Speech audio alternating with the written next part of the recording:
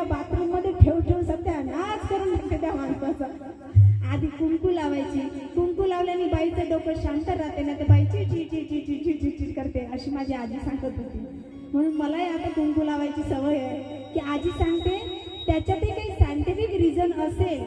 जोडवे नवऱ्याचंच लेणं आहे हे तर आहे, पण त्याच्यातही रिझन आहे. बायांची कंबर पाठ दुखत नाही म्हणून जोडवे घालायचे, बरोबर आहे. कुंकू लावायचं, बायांच्या डोक्याला सण सण सण सण करत राहते, कुंकानी थंडगार राहते, त्यामुळे नवराही थंडगार राहते.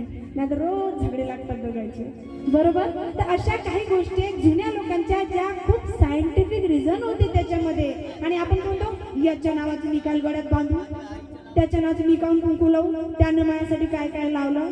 अहो बिचारे तसं काही नाही, तुझी तब्येत बरी राहते, नाव जरी त्याचं आहे पण तब्येत तुझी बरी राहते ना. म्हणून ठेवी पतीचा सन्मान,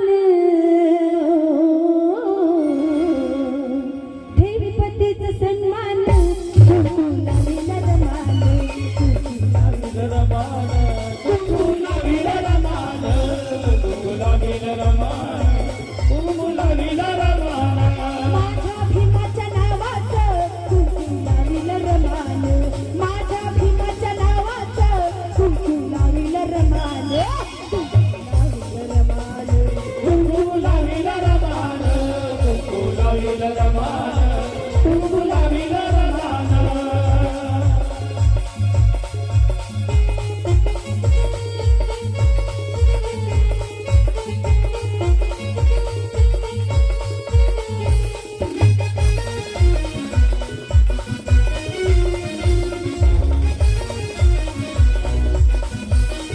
म्हणून काय म्हणते बघा, अतिशय सुंदर एक गाण्याची पुन्हा माझ्याकडे फरमाईश आली होती, ते गीत मी घेते. आपल्याकडे वेळ फार कमी आहे आणि सगळे गाणे झाले पाहिजे.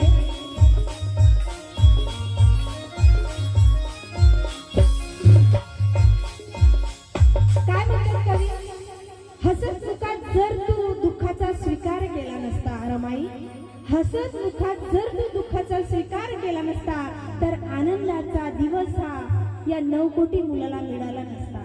बरोबर आहे का. आता 9 कोटीने वाढले, कोटी नाही झाले आता, पण कवी आजही 9 कोटीच नमूद करतात. म्हणून हसत मुखात जर तू दुःखाचा स्वीकार केला नसता, तर आनंदाचा दिवस हा या 9 कोटी मुलाला आला नसता.